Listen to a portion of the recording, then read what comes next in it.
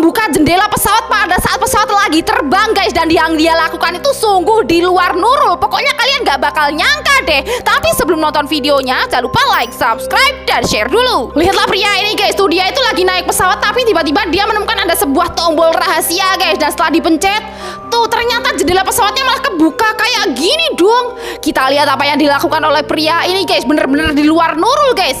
Lihat tuh, dia malah keluar dari pesawat lewat jendela itu guys. Lihat guys, tuh dia malah berjoget-joget di atas sayap pesawat kayak gini guys. Ini padahal pesawatnya lagi terbang loh guys ya. Kok bisa-bisanya gitu ya guys ya. Dia nggak takut, aneh banget.